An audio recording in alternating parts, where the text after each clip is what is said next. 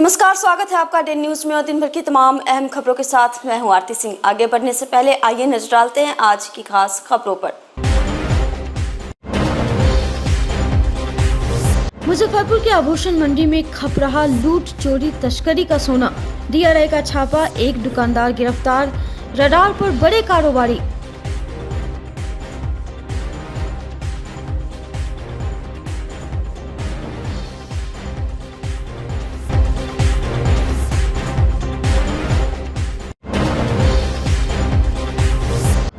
Social media पर अपराधियों को चुनौती दे रहा साहिबगंज के पुष्कर को अपराधियों ने गोलियों से भूना।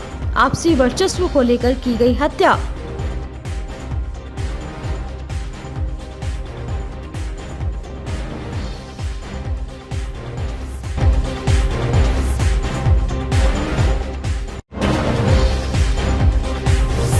और तिरहुत स्नातक निर्वाचन क्षेत्र में लड़ाई हुई रोचक। एमएलसी चुनाव में जन सुराज की एंट्री से हड़कंप।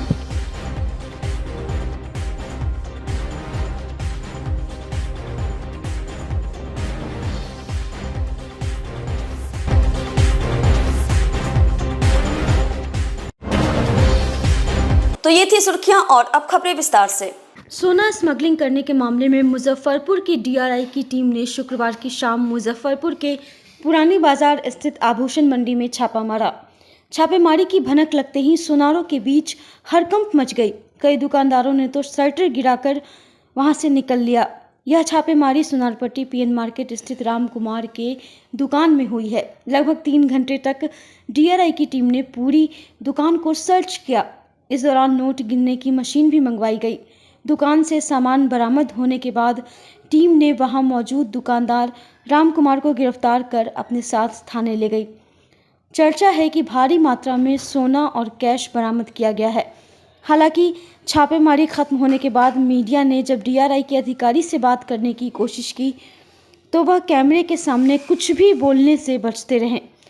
आपको बता दें कि पिछले दिनों भी विदेश से लेकर मुजफ्फरपुर तक के कई व्यवसायियों की संलिप्तता इसमें सामने आई थी। यही नहीं, कोलकाता में मुजफ्फरपुर के आभूषण व्यवसायी अवैध चांदी और सोना के साथ गिरफ्तार हो चुके हैं और एक बार फिर से मुजफ्फरपुर आभूषण मंडी सुर्खियों में है। सोना तस्करी का जाल मुजफ्फरपुर शहर के अलावा आसपास के छोटे मार्केट तक फैला है। विदेश से मंगाए गए सोने को उसी दिन आभूषण बनाकर दुकानों में सजा दिए जाते हैं। इसमें नकली हॉलमार्क तक लगा दिए जा रहे हैं, जिस वजह से आसानी से पहचानना मुश्किल होता है। छोटे मार्केट में इस तरह के गहनों की बिक्री आसानी से हो जा रही है। ओ भैया, उनका पीछा ही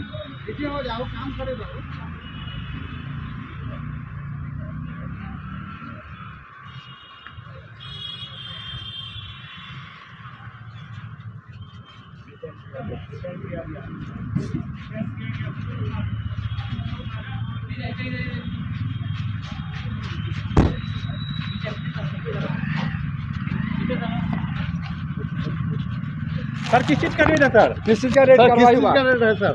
सर, किस चीज का रेट है सर? किस चीज का रेट है? क्या क्या सर, क्या किस कुछ डिपार्टमेंट का रेट? क्या कौन क्या डिपार्टमेंट है क्या सर? क्या कुछ करवाई हुई है? मुजफ्फरपुर के डीआरआई की टीम लगातार एक्शन मूड में है और लगातार जो है वो सोना और ड्रग्स के अलावा सिगरेट की जो है लगातार कार्रवाई की है और भारी मात्रा में इन चीज़ों को बरामद किया गया है। और उसके बाद से जो डीआरआई की टीम है मुजफ्फरपुर के सबसे बड़े सोनारपट्टी गरीब स्थान रोड पुरानी बाजार में सोना की दुकान में इस वक्त हम मौजूद हैं, मंडी में मौजूद है और यहाँ पर छापेमारी हुई है डीआरआई की टीम के द्वारा। और बताया जाता है कि भारी मात्रा में सोना और कैश की बरामदगी की गई है। छापेमारी के बाद में इलाके में हड़कंप मचा हुआ देख सकते हैं, लोगों की भीड़ है। बताया जाता है कि जो तस्करी का सोना है वो यहाँ का जो दुकानदार है वो ख़रीदा करता था। इसी मार्केट में आपको हम लिए चलते हैं और ये दुकान है, ये कारीगर का दुकान बताया जाता है। तस्वीरों के माध्यम से आपको दिखाएंगे। ये सोनारपट्टी का मार्केट है और इसी दुकान में आज जो डीआरआई के द्वारा छापेमारी की गई है और नोट गिनने की मशीन मंगाई गई थी और इससे दुकान से भारी मात्रा में सोना, जो कि तस्करी का सोना बताया जाता है। हालांकि इसकी आधिकारिक पुष्टि अब तक नहीं हो पाई है और जो डीआरआई के अधिकारी वो कुछ भी बोलने से इनकार है और एक कारीगर जो है दुकानदार है उसे डिटेन किया गया है मौके से और उससे पूछताछ की जा रही है। बताया जाता है कि जितने सोने की जो तस्करी होती है जो विदेश से लाया जाता है उसे इसी मंडी में खपाया जा रहा था हालांकि अधिकारी इस बारे में कुछ भी बोलने को तैयार नहीं। उन्होंने कहा कि इसका आप वेट कीजिए, आपको देर रात कार्रवाई के बाद में बताया जाएगा। अब देखने वाली बात होगी कि इसमें क्या कुछ कार्रवाई हुई और क्या कुछ इसमें बरामदगी की गई है। कैमरा पर्सन रविकांत के साथ आमिर, डे न्यूज, मुजफ्फरपुर। मुजफ्फरपुर के साहिबगंज प्रखंड से सटे माई स्थान के समीप गुरुवार को दिन दहाड़े 2 बाइक पर सवार 4 बदमाशों ने माधोपुर हजारी निवासी राकेश कुमार सिंह के पुत्र पुष्कर कुमार को खदेड़ कर गोलियों से भून दिया। अस्पताल ले जाने के क्रम में उसकी रास्ते में ही मौत हो गई। इस हत्याकांड में कई बातें सामने आई हैं। बताया जाता है कि पुष्कर सिंह की हत्या आपसी वर्चस्व को लेकर हुई है। पुष्कर ने अपने सोशल मीडिया प्लेटफॉर्म पर हाल में ही कई पोस्ट डाला था, जिसको लेकर अपराधियों के दूसरे गुट में पुष्कर को लेकर टसक चल रही थी। सबसे पहले पोस्ट में पुष्कर ने लिखा कि वहम में मत रहो कि सारा खेल तुम्हारा है, ऐसा बाजी पलटेंगे न लाला, समझ भी नहीं पाओगे कि कब क्या हुआ। दूसरी पोस्ट में जो सामने जेल के बाथरूम में बिस्कुट चुरा के खाता था, वो और उसके लड़के लोग आज बाहर अपने आप को सिस्टम बताता घूम रहा है, बदमाश। वहीं तीसरे पोस्ट में पुष्कर ने लिखा था कि नई फिल्म जल्द आ रही है। फिल्म का नाम है बदमाश कब तक बचता रहेगा। इसके अलावा सोशल मीडिया प्लेटफॉर्म पर पुष्कर ने इस तरह के कई पोस्ट डाले थे। पुलिस के मुताबिक आपसी वर्चस्व और गैंग के झगड़े को लेकर पुष्कर सिंह की हत्या की गई है। शुक्रवार की शाम ग्रामीण एसपी विद्यासागर ने साहिबगंज थाना पहुंचकर पुष्कर हत्याकांड पर अपराधियों की गिरफ्तारी के लिए रणनीति तैयार की। ग्रामीण एसपी ने बताया कि पुष्कर सिंह पहले आर्म्स एक्ट में जेल जा चुका है। आशंका है कि जेल में रहते हुए गैंग के दूसरे सदस्य से पुष्कर की लड़ाई चल रही थी, जिसको लेकर उसकी हत्या हुई है। में बहुत सारे पहलू हैं और कि हम लोगों को आवेदन भी प्राप्त हुआ है, तो आवेदन का हम लोग आवेदन पर पूरा आवेदन से और उससे तालमेल बिठा रहे हैं हम लोग। अनुसंधान अभी अनुसंधान हो रहा है, अनुसंधान के बाद ही हम लोग बता पाएंगे। क्या लगता है सर, बड़े कोई गिरोह द्वारा घटना को अंजाम दिया गया? अब ये तो अनुसंधान के बाद ही प्रथम दृष्टया तो लग रहा है कि आपसी गिरोह में ही प्रतिद्वंदिता है, लेकिन जब तक हम लोग अनुसंधान में किसी को नहीं लाते हैं तब तक कुछ भी कहने में असमर्थ हैं। मृतक का क्या कुछ आपराधिक इतिहास वगैरह है? आपराधिक इतिहास है, एक आर्म्स एक्ट के केस में वो पूर्व में जेल गए थे। इस वक्त मैं मुजफ्फरपुर के साहिबगंज थाना परिसर के गेट पर मौजूद हूं और अब आपको बता दें कि अभी जो है कि ग्रामीण एसपी जो मुजफ्फरपुर के वो यहाँ आए थे। कल जो बीते दिन जो घटना हुई थी, पुष्कर कुमार सिंह की हत्या कर दी गई थी, इस मामले में उन्होंने जानकारी ली है और अधिकारियों को उचित निर्देश दिया है। और वही जब हमने उनसे बातचीत की तो उन्होंने बताया कि अनुसंधान इस मामले में किया जा रहा है। उन्होंने आशंका जताया है कि किसी बड़े गिरोह द्वारा घटना को अंजाम दिया गया है और उन्होंने बताया कि मृतक का आपराधिक इतिहास रहा है, वह आर्म्स एक्ट में भी एक बार जेल जा चुका है। वही आशंका जताया जा रहा है कि पुष्कर कुमार की गैंगवार में हत्या की गई है। आगे आप सुनिए ग्रामीण एसपी ने क्या कुछ कहा। ठंड का मौसम साल के उन कुछ महीनों में से एक है जब प्रकृति में विशेष परिवर्तन देखने को मिलते हैं। ठंड की शुरुआत अक्सर अक्टूबर के अंत से होती है और यह फरवरी तक जारी रहती है। इस मौसम में तापमान में गिरावट, कुहासा, ठंडी हवाएं और दिन की लंबाई में कमी मुख्य विशेषताएं होती हैं। ठंड के मौसम की शुरुआत के संकेत कई रूपों में दिखाई देते हैं। अक्टूबर के अंत या नवंबर की शुरुआत में जैसे ही दिन छोटे होने लगते हैं, तापमान में गिरावट महसूस होती है। हवा की ठंडक और वातावरण में नमी बढ़ने से कुहासा गिरना शुरू हो जाता है। इस वर्ष भी ठंडी ने दस्तक दे दी है और सुबह के समय अत्यधिक कुहासा छाने लगा है, जिससे सर्दी के मौसम की आधिकारिक शुरुआत मानी जा सकती है। शुक्रवार को मुजफ्फरपुर के शहर से लेकर ग्रामीण क्षेत्रों में पहले सुबह से ही घना कुहासा देखने को मिला। कुहासा काफ़ी घना होने की वजह से सुबह में रास्ता तक नहीं दिख रहा था। हालांकि सुबह करीब 8 बजे तक कुहासा छट गया। सुबह में घना कुहासा होने की वजह से ठंड का एहसास हो रहा था। ठंड जो है से अचानक रात को, ये पूर्णिमा को रात को एक दिन पहले ही से आपको बढ़ गई है, कुहासा घेर लिया है। हम तो मोटरसाइकिल चलाने वाले, वाहन चलाने वाले सभी जो है से सवारी चलाने वाले, जो भी सवारी चलाने वाले सभी से निवेदन करेंगे, प्रार्थना करेंगे कि अब ठंड का मौसम आ गया है, हम सब कोई सावधान रहें और गाड़ी जो चलावे सावधानी से चलावे और देख कर चलावे, क्योंकि देखा जा रहा है कि कुहासे में बस का टक्कर, मोटरसाइकिल का टक्कर होना शुरू हो गया है अभी कहीं ठंडा में, इसलिए सावधान रहें। हाँ, ठंड से भी बचना चाहिए। निवेदन करेंगे कि आप लोग लापरवाही न बरतें। ठंड से बचने के लिए ये है, ठंड आप लोगों को जैसे शरीर को गिरा सकता है, ठंड लग सकता है, बीमार पड़ सकते हैं, इसलिए आप सावधान हो जाएं, गर्म कपड़ा का इस्तेमाल करें। मुजफ्फरपुर शहर से लेकर ग्रामीण इलाकों तक में इन दिनों एक बैनर काफ़ी ट्रेंड कर रहा है, जिसमें बड़े बड़े अक्षरों में लिखा गया है, सुनो बहनों, परिवार और संस्कार से दूरी, 30-35 टुकड़ों में कहानी पूरी। यह बैनर हिंदूवादी नेता वैभव मिश्रा और भाजपा नेता राकेश पटेल के द्वारा संयुक्त रूप से लगाया गया है। हमारे सहयोगी विक्रम ने जब इसे लेकर हिंदूवादी नेता वैभव मिश्रा से सवाल किया तो वैभव मिश्रा ने बताया कि शहर ही नहीं, पूरे जिले में हिंदू बहनों को लव जिहाद के प्रति जागरूक करने के लिए यह बैनर लगाया गया है, जिसमें बताया गया है कि अगर आप अपने परिवार और संस्कारों से दूरी बनाते हैं तो 30-35 टुकड़ों में आपकी कहानी पूरी हो जाती है। उन्होंने कहा कि हमारा उद्देश्य किसी की भावना को ठेस पहुंचाना नहीं, सिर्फ हिंदू समाज की बहनों को जागृत करना है।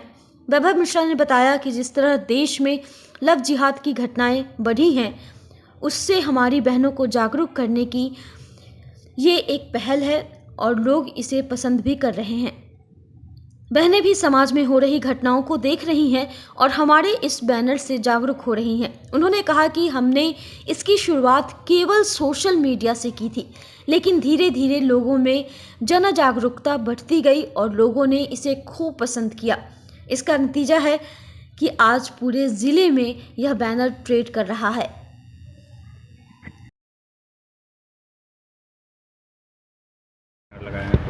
देखिए, पूरे शहर में, पूरे ज़िला में, शहर में ही नहीं पूरे ज़िला में, मुजफ्फरपुर पूरे ज़िला में हम लोगों ने हिंदू बहनों के जागरूकता के लिए, हिंदू समाज के जागरूकता के लिए एक बैनर लगाया है, जो लव जिहाद के विरुद्ध हम लोग जागरूक करने के उद्देश्य से एक बैनर लगाए, जिसमें हम लोग लिखे हैं कि सुनो बहनों, परिवार और संस्कारों से दूरी, 30-35 टुकड़ों में कहानी पूरी।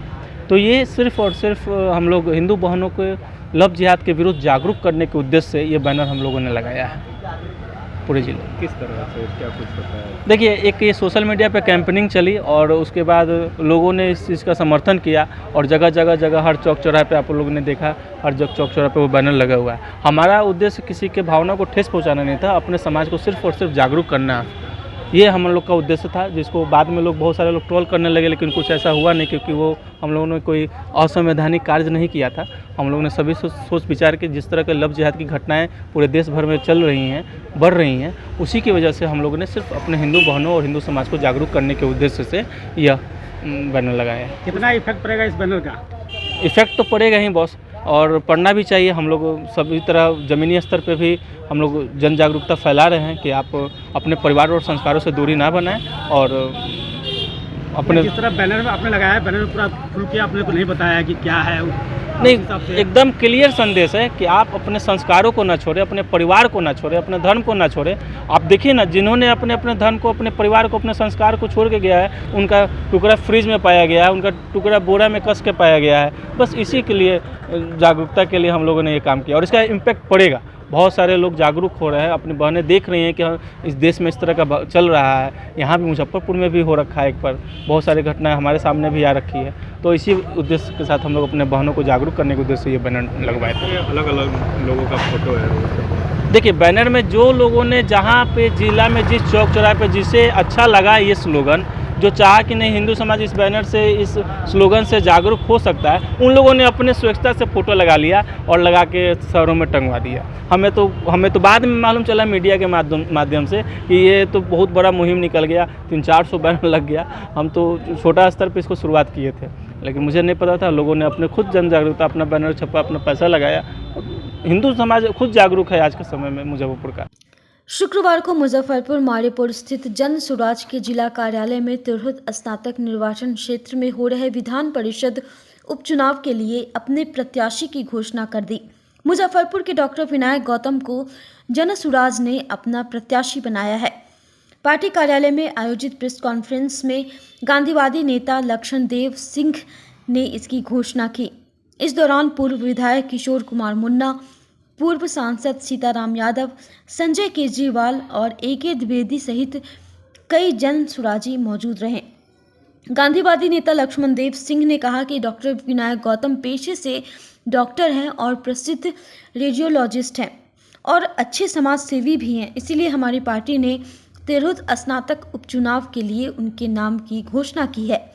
वहीं खुद को जन स्वराज से प्रत्याशित घोषित किए जाने पर डॉक्टर विनायक गौतम ने पार्टी नेताओं और प्रशांत किशोर को धन्यवाद देते हुए कहा कि पार्टी की आशाओं पर खरा उतरने का प्रयास करूंगा, साथ ही तिरहुत के विकास के लिए जो कुछ भी कर सकता हूं वह जरूर करूंगा।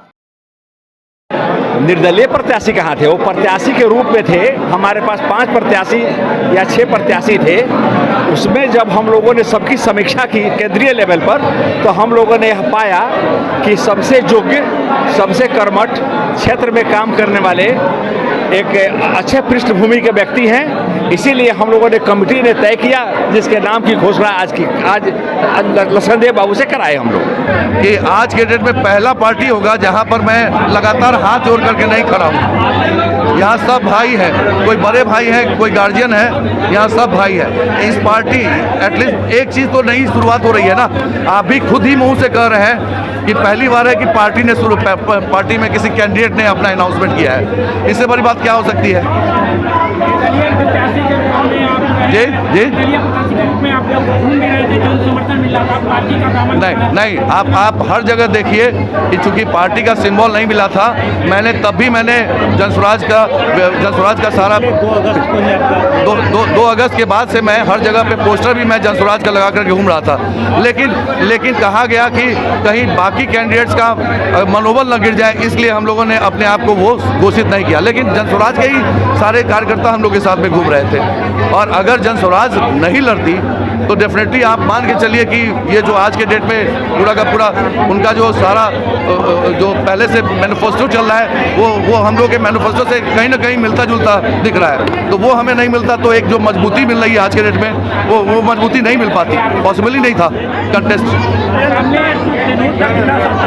जी, तिरहुत का विकास आपको दिखता है, मुझे तो नहीं दिखता है। सामने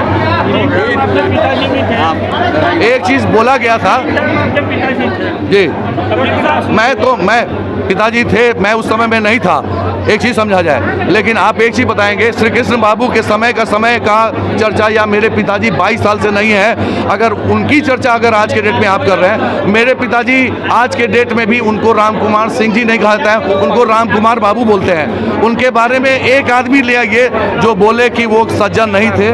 मैं लगभग 1.5 साल का कार्यकाल लेकर क्या कुछ नया मिलेगा?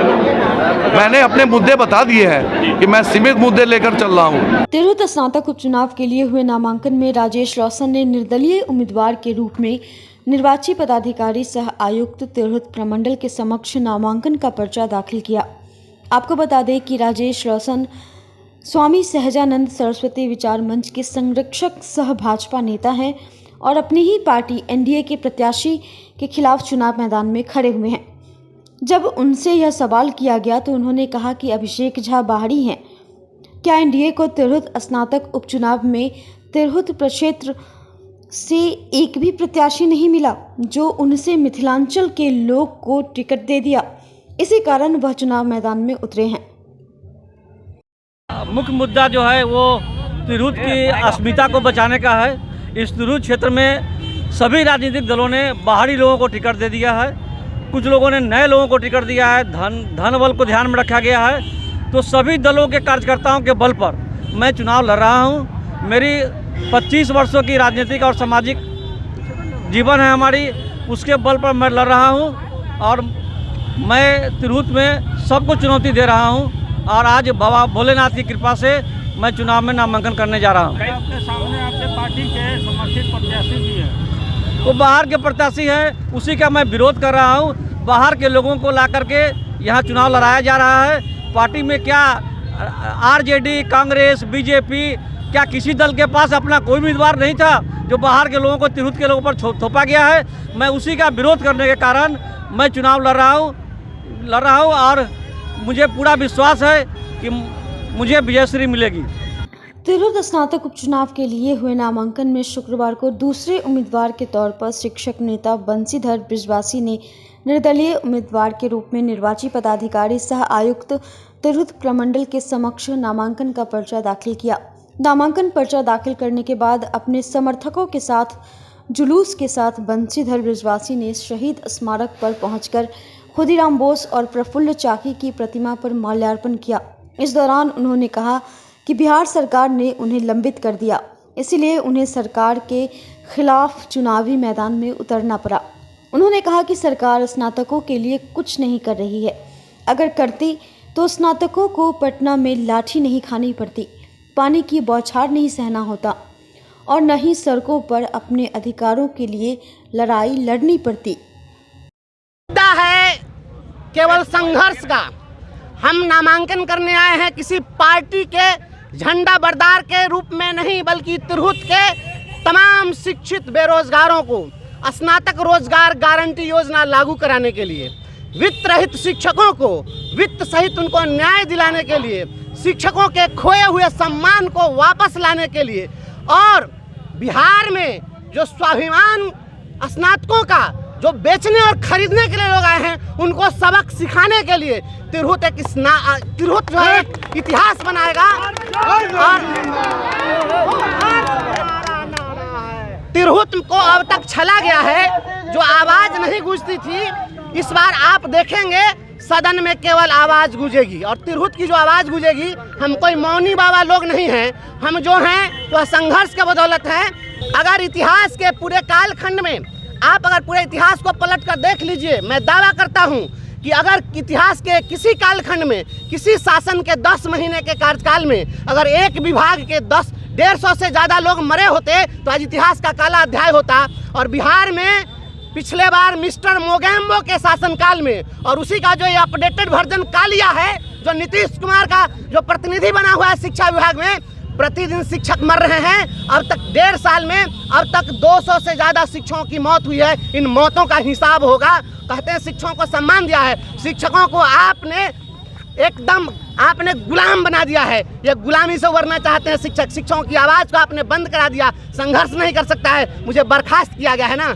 अगर मेरी बर्खास्तगी शिक्षकों का सम्मान है तो सारे समाज के लोग, सारे शिक्षक इस बार इनको औकात बता देंगे कि ये सम्मान दे रहे हैं कि शिक्षकों को गुलाम बना रहे हैं। इस गुलामी का हिसाब। तिरहुत स्नातकोत्तर क्षेत्र से इंडिया गठबंधन समर्थित राजद उम्मीदवार गोपी किशन के समर्थन में शुक्रवार को मुजफ्फरपुर कांग्रेस कार्यालय में प्रेस वार्ता का आयोजन किया गया, जिसमें कांग्रेस विधायक विजेंद्र चौधरी, पूर्व प्रत्याशी उमेश राम, विजय यादव, लाल बाबू, शंभू राम, कौशल किशोर चौधरी और जूही प्रियम ने शामिल होकर गोपी किशन के समर्थन में वोट देने की अपील की। नगर विधायक विजेंद्र चौधरी ने कहा कि गोपी किशन और उनका पूरा परिवार पिछले 1 दशक से समाज सेवा में सक्रिय है। अन्य पार्टियों द्वारा बाहरी उम्मीदवारों को चुनाव में उतारने के विपरीत गोपी किशन तिरहुत के स्थानीय और समर्पित उम्मीदवार हैं। उन्होंने सभी मतदाताओं से अपील करते हुए गोपी किशन का समर्थन वोट करने को कहा। वहीं कांग्रेस जिलाध्यक्ष अरविंद कुमार मुकुल ने कहा कि कांग्रेस पार्टी के सभी कार्यकर्ता कर्मठ, जुझारू और शिक्षित हैं। हमारे उम्मीदवार गोपी किशन स्नातक समुदाय की सभी समस्याओं को विधान परिषद में उठाने का काम करेंगे। ग्रेजुएट कंस्टिट्यूंसी का चुनाव के सिलसिले में हो रहा है और जो उम्मीदवार हैं, जितने भी उम्मीदवार हैं विभिन्न पार्टियों के, विभिन्न लोगों के समर्थन से, उनका चेहरा देख लीजिए,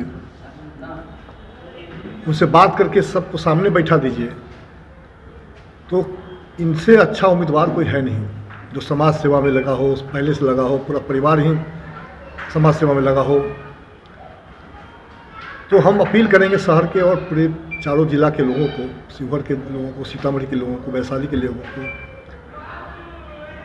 कि इनको भारी बहुमत से जिताएं, क्योंकि बाहर के लोग आएंगे, जीतेंगे, फिर चले जाएंगे, 5 साल 4 साल तक लोग मिलेंगे नहीं। ये तो खैर कई कम समय का चुनाव हो रहा है, लेकिन जो आदमी को लोग पहचानता नहीं, जिसको देखा नहीं है, वैसे लोगों को भी उम्मीदवार बना देते हैं बड़े नेता लोग। ये बड़ा दुर्भाग्यपूर्ण है। मुजफ्फरपुर इस मामले में बहुत पीछे रहा है। तो हम आग्रह करेंगे मतदाताओं से कि भारी बहुमत से इनको जिताइए, और इसके बाद हम लोग गारंटी लेते हैं कि विकास का जो काम है उसमें सब उनका भी सहयोग लेकर के पूरे जिला, चारों जिला को, लोगों को रास्ता आगे बढ़ाएंगे। और सब जगह माहौल बहुत अच्छा बना हुआ है। गांव-गांव से लोग टेलीफोन करते हैं कि भाई गोपी किशन जी से हमको मिलवाइए, गोपी किशन जी से मिलवाइए। तो अब जो सिर्फ इतना दिन जो बचा हुआ है उसमें हम लोग चुनाव प्रचार ठीक से करेंगे और इनको जिताने का काम करेंगे, और ये जीतेंगे, कोई दिक्कत नहीं होने वाली है। तिरहुत स्नातक निर्वाचन क्षेत्र के गठबंधन, महागठबंधन समर्थित राजद के उम्मीदवार गोपी किशन जी के लिए कांग्रेस पार्टी मजबूती से मैदान में, हमारे कार्यकर्ता, हमारे पार्टी के पदाधिकारी, प्रखंड अध्यक्ष, सभी मोर्चा संगठन के अध्यक्ष, सारे लोग मजबूती से जाएंगे।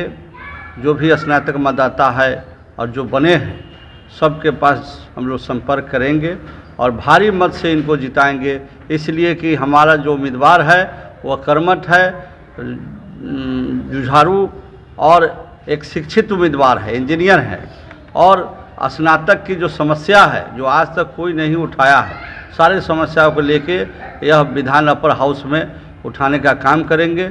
इनको हम लोग काफ़ी मजबूती से जिताने का काम करेंगे, और अभी से ही हम कोऑर्डिनेशन कमेटी बनाकर सभी प्रखंड में, और सबसे ज़्यादा मतदाता मुजफ्फरपुर में है, तो निश्चित तौर पर आने वाला समय में जो उम्मीदवार हैं और इनका तुलना किया जाए तो इनके सामने सारा उम्मीदवार फीका है।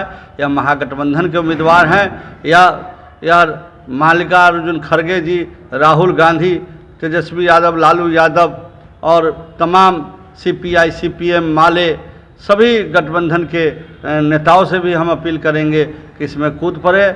और जो बाजारू जो अभी आ गए हैं मैदान में, इनका तो राजनीतिक, इनके परिवार, इनके पिताजी विधायक भी रहे हैं, एक अच्छे समाज सेवी भी हैं, इसलिए कांग्रेस पार्टी इनको समर्थन करती है और इनको चुनाव जीतने के लिए कोई कसर नहीं छोड़ी। क्या उद्देश्य? बहुत बहुत आभार आप सबों का इस प्रेस वार्ता में आने के लिए। आज जिला कांग्रेस कमेटी कार्यालय में प्रेस वार्ता हुई, जैसा आप लोगों ने देखा है। मैं बहुत आभारी हूं अपने जिला अध्यक्ष महोदय का। शुरुआती दौर से जब ये चुनाव की घोषणा हुई थी तो समाज को जगाने के लिए और समाज के साथ जुड़ने में इनका बहुत योगदान रहा। हर ग्रेजुएट साथी तक इन्होंने अपने तमाम साथियों के माध्यम से जागृति फैलाई है, जिसका आज परिणाम है कि मुजफ्फरपुर में इतने बड़े पैमाने पे वोटर की संख्या बढ़ी है। हमारे माननीय विधायक श्री विजेंद्र चौधरी जी का मैं आभार व्यक्त करना चाहता हूँ कि शुरुआती दिन में, इनिशियल डेज़ में जब ये कंसीव हो रहा था कॉन्सेप्ट कि इस बार चुनाव में जनता का पार्टिसिपेशन होना चाहिए, तो हमारे मार्गदर्शक में मेरे बड़े भाई माननीय विजेंद्र चौधरी जी भी थे, और इन्होंने ही जब भी समस्याएं उत्पन्न हुई मेरे साथ खड़े रहे और निराकरण किया, जिसका आज दिन है कि मुजफ्फरपुर में 65,000 लोग ग्रेजुएट हैं, साथी आज वोटर हैं। ऑल्दो ये संख्या बहुत परिपूर्ण नहीं है, पर आंदोलन ऐसे सनय गति से आगे बढ़ता है। मैं अपने तमाम कांग्रेस के साथियों का आभारी हूँ कि सकरा में, मुरौल में, कुढ़न्नी में, कांटी में, जहाँ जहाँ पे भी कुछ बाधाएं होती थी, अध्यक्ष महोदय के माध्यम से हमेशा उसका निराकरण किया जाता था, और समन्वय बहुत अच्छा रहा हम लोगों का शुरुआती दौर से ही। राष्ट्रीय जनता दल, हमारे तमाम और भी गठबंधन के साथी, हमारे कांग्रेस के जितने भी हमारे पदाधिकारी थे प्रखंड स्तरीय, उन लोग का समन्वय बहुत अच्छा रहा। आज चर्चा का विषय था कि अब लास्ट फेज़ में इस काम को कैसे किया जाए, इस पे एका हुआ है, इनका मार्गदर्शन मिला है, आगे काम इन लोग के जानकारी नहीं थी। देवेश चंद्र ठाकुर की वजह से आज इनको सभा करना पड़ रहा था। नहीं, बहुत अच्छी बात है। उनसे अब मैं किसी दूसरे का प्रेस वार्ता मैंने सुना नहीं है, इसीलिए मैं उस पर ज़्यादा बात नहीं कर पाऊँगा, लेकिन तकनीकी रूप से विश्लेषण आप लोग स्वयं कर सकते हैं कि क्या सही में पिछली बार तक कोई कैंडिडेट इस स्तर तक पंचायती स्तर पे, मैं कहना चाहता हूं पिछले 4 दशकों के लोगों को, 2 दशकों के लोगों को, क्या कभी उन्होंने पंचायती स्तर पे जाके वोटर से मिलने का काम किया है? आप किसी भी पंचायत में चले जाएं, वोटर से पूछ लें, आपको आपका जवाब मिल जाएगा। बहुत बहुत धन्यवाद। अभिषेक यादव दावा कर रहे हैं कि इतना वोटर बना दिए हैं कि कोई टक्कर में ही नहीं है। करने को कोई भी कर सकता है, स्वच्छंद है, उन्मुक्त है बोलने को, और कोई कुछ भी कह सकता है। क्या मुद्दा रहेगा आपका? तमाम मुद्दे हैं, क्या मुद्दे नहीं हैं? तिरहुत में क्या कोई सही में विकास का कार्य हुआ है? अगर स्नातक बंधुओं के परिप्रेक्ष्य में बात की जाए तो सभी साथियों ने वही कष्ट झेला है। समय पे नहीं आपका डिग्री का पूरा होना, डिग्री पूरा हो जाने के बाद यूनिवर्सिटीज़ में आपके रिज़ल्ट पेंडिंग्स होना, उसके बाद आपके किसी भी तरह के कार्य के लिए कोई यहाँ पे कार्यालय नहीं होना, सहयोग नहीं होना, उसके बाद आपके रोज़गार से संबंधित कभी किसी तरह का मुद्दा नहीं उठाना, higher education, quality education, there are an number of issues that has never been raised in और लाइक सदन में कभी इस तरह की कोई बात की ही नहीं गई। तो तमाम तरह की समस्याएं हैं। प्रमुखता से हम लोग युवाओं का हित की रक्षा की बात करेंगे। कार्तिक पूर्णिमा पर शुक्रवार को मुजफ्फरपुर के बूढ़ी गंडक नदी के तट पर गंगा स्नान करने के लिए आस्थावान श्रद्धालुओं की भीड़ उमड़ पड़ी। सुबह से ही हर हर गंगे, नमामि गंगे और हर हर महादेव के उद्घोष से माहौल भक्तिमय हो गया। दूर दराज से आए हजारों श्रद्धालुओं ने आस्था की डुबकी लगाई, सूर्यदेव को जल अर्पित कर परिवार की सुख समृद्धि की कामना की। नदी तट स्थित विभिन्न मंदिरों में पूजन अर्चन करने के बाद भिक्षुओं को अन्न वस्त्र दान कर पुण्य कमाया। मुजफ्फरपुर के सीढ़ी घाट, आश्रम घाट सहित सभी घाटों पर सुबह से ही स्नान दान का सिलसिला जारी रहा। आपको बता दें कि सनातन धर्म परंपरा में कार्तिक मास में पड़ने वाली पूर्णिमा का विशेष महत्व है। इस दिन देव दीपावली का पर्व मनाने के साथ ही भगवान विष्णु की विशेष पूजा अर्चना की जाती है। ऐसी मान्यता है कि गंगा में स्नान दान पुण्य करने वाले सुखी रहते हैं, उनके कष्टों को मां गंगा हर लेती है। कार्तिक पूर्णिमा को देखते हुए स्थानीय प्रशासन ने घाटों पर विशेष सुरक्षा के इंतजाम किए थे। विभिन्न घाटों पर एसडीआरएफ टीम के साथ पुलिस जायजा लेती रही। यहाँ पे आई है? हाँ, हम गंगा स्नान के लिए यहाँ आए हैं आज। और कब से यहाँ पे आ रही है? हर साल आते हैं, 10 बरस से आ रहे हैं। कितना अहमियत है गंगा स्नान का? आज का दिन का बहुत ही पुण्य होता है, पूर्णिमा है आज, इसलिए गंगा स्नान करना चाहिए। क्या क्या करते हैं आज के दिन में?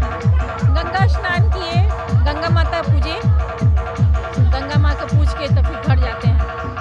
दान का भी विशेष महत्व है आज के दिन के, दान का दान भी किया जाता है आज के दिन। हाँ, दान पुण्य भी किया जाता है। आज जो गरीब होते हैं उसको दान कुछ किया जाता है। हम लोग बहुत खुशी से गंगा स्नान आए हैं। मेरे बेटा बेटी का मुरन था, यहाँ मन्नत माना हुआ था और हम मन्नत अपना उतार दिए। बहुत हम लोग खुश हैं और यहाँ का बहुत मान्यता है गंगा स्नान के लिए। क्या क्या करते हैं आज गंगा स्नान के दिन? बस गंगा स्नान के दिन हम लोग गंगा जी में जाते हैं, पूजा करते हैं, स्नान करते हैं और आके यहाँ मुरन कराए हैं और फिर हम लोग जा रहे हैं घर जाते हैं। हाँ, हम लोग पूरे हम लोग यहाँ तो हम लोग बगल में ही हम लोग का घर है। हम लोग हमेशा यहाँ आते जाते रहते हैं, हमेशा जब जब गंगा स्नान होता है हम लोग हमेशा आते हैं। बुजुर्ग कहते हैं कि जो पबनी करते हैं उसको गंगा नहाना चाहिए, इसलिए हम लोग गंगा नहाने आते हैं। आज के दिन बहुत गंगा मैया शुभ है। गंगा मैया तो सदैव शुभ रहते हैं, लेकिन आज नहाना बहुत जरूरी है। लेकिन इसलिए हम लोग आते हैं नहाने के लिए और गंगा नहाते हैं, पूजा पाठ करते हैं, पूजा पाठ करके और घर जाते हैं। देखें बहुत महात्म है गंगा मैया में, बहुत महात्म है। देखें इसलिए हम लोग आते हैं, नहाते हैं, पूजा पाठ करते हैं, जाते हैं। जय गंगा। दशहरा के दिन से गंगा का हम लोग जैसे कि स्मृतियाँ हैं कि गंगा जल सिर्फ गंगा दशहरा से लेकर और गंगा स्नान तक महादेव को ही गंगा जल चढ़ता है, उसके पहले वाला और सभी देवताओं को चढ़ता है। उसके बाद गंगा जो रजस्वला हो जाती है या उसको कैसे गंदगी भर जाती है, इसलिए वो गंगा जल। आज से गंगा स्नान के दिन से गंगा जी शुद्ध हो जाती है और इसकी बहुत बड़ी वजह है। कार्तिक स्नान करते हैं 1 महीना, उनके लिए भी, और जो प्रवास करेंगे कार्तिक के बाद, जो प्रवास करेंगे माघ प्रवास करेंगे, उसके लिए भी गंगा शुद्ध हो जाती है। और गंगा स्नान के दिन पूजा का, पाठ का, विष्णु के पूजा का, शिव के पूजा का बहुत बड़ा फल मिलता है। आज 3 लोग घट दान भी करते हैं, गंगा स्नान भी करते हैं, ब्राह्मणों या अपाहिजों को दान देते हैं ताकि उनके वंश के प्रति धन की वृद्धि हो। मुक्तिधाम प्रबंध कार्यकारिणी समिति की ओर से कार्तिक पूर्णिमा के शुभ अवसर पर मुजफ्फरपुर के सीढ़ी घाट भवानी द्वार मुक्तिधाम में देव दीप दीपावली का आयोजन किया गया। इस दौरान 5000 दीप जलाए गए, जिससे पूरा परिसर जगमग हो गया। वहीं बनारस की गंगा आरती के तर्ज पर यहाँ भी गंगा आरती का आयोजन किया गया, जिसमें शहर के प्रबुद्ध जन शामिल हुए। वहीं विभिन्न सांस्कृतिक संगठनों द्वारा इस दौरान सांस्कृतिक कार्यक्रम की प्रस्तुति की गई।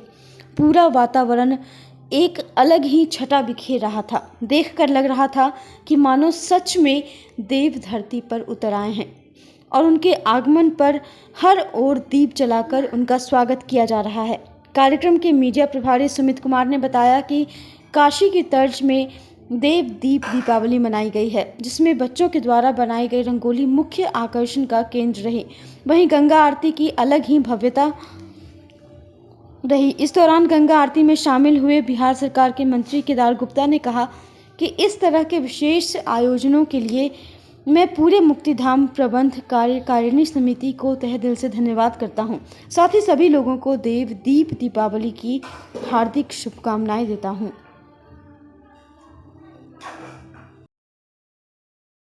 देव दीप दीपावली महोत्सव का आयोजन आज मुक्तिधाम में स्थित सीढ़ी घाट पे की गई है।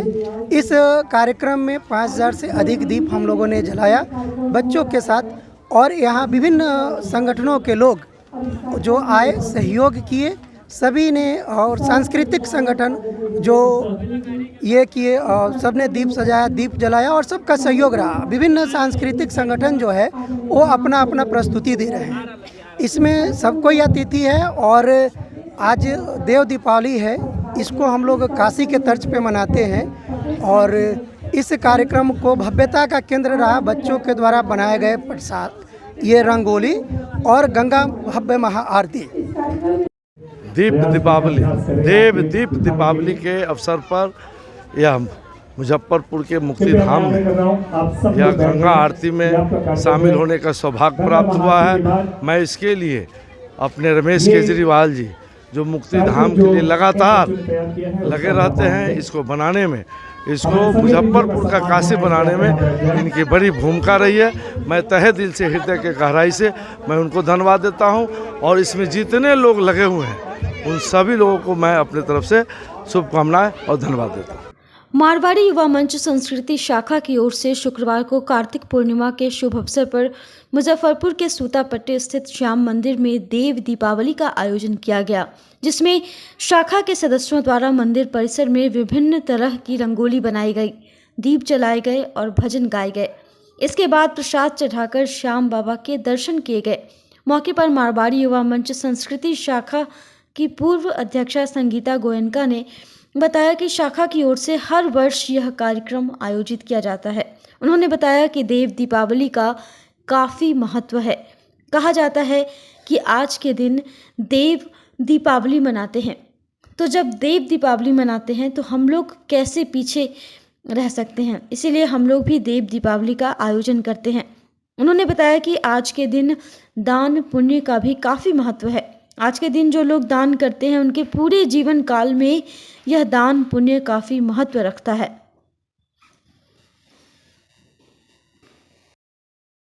जी हम लोग जैसे हमारी संस्था है मारवाड़ी युवा मंच मुजफ्फरपुर संस्कृति शाखा, हमारी संस्था हमेशा हर साल कार्तिक पूर्णिमा देव दिवाली के दिन यहाँ श्याम मंदिर में आकर बाबा के सामने रंगोली बनाती हैं। उसके बाद हम लोग दिए जलाते हैं, हम लोग भजन गाते हैं, उन्हें प्रसाद चढ़ाते हैं और हम लोग उनके दर्शन करते हैं। हमारी संस्था ये काम हर साल करती आई है और आगे भी इस साल ये काम करती रहेगी। दीपोत्सव से करने से क्या फायदा होगा? आज के दिन देव दिवाली कहा जाता है। आज के दिन देव दिवाली कहने का मतलब है कि आज जो भगवान है ऊपर हमारे, आज उनकी दिवाली होती है। इसलिए जब वो दिवाली मनाते हैं तो हम लोग इस खुशी में हम लोग भी देव दिवाली कार्यक्रम किया करते हैं। कहा जाता है इस दिन दान पुण्य भी किया जाता है। बिल्कुल बिल्कुल, दान पुण्य भी किया जाता है। गंगा जी में जाके स्नान भी किया जाता है। निश्चित क्या होता है, दान करने का सबसे ज़्यादा महत्व है। और क्या कहते हैं, आज के दिन जो दान किया गया आपका है, आपको पूरे मतलब जन्म में आपका दान उसमें हो जाता है। खेल विभाग और बिहार राज्य खेल प्राधिकरण और मुजफ्फरपुर प्रशासन के संयुक्त तत्वावधान में विगत 13 से 15 नवंबर तक सिकंदरपुर स्टेडियम में आयोजित राज्य स्तरीय विद्यालय हॉकी बालक अंडर 14, 17 और 19 प्रतियोगिता के अंतिम दिन शुक्रवार को अंडर 14 बालक वर्ग का फाइनल मुकाबला बक्सर और खगड़िया के बीच खेला गया। इस संघर्षपूर्ण मुकाबले में बक्सर की टीम ने खगड़िया को 4-0 से पराजित कर विजेता बनने का गौरव प्राप्त किया।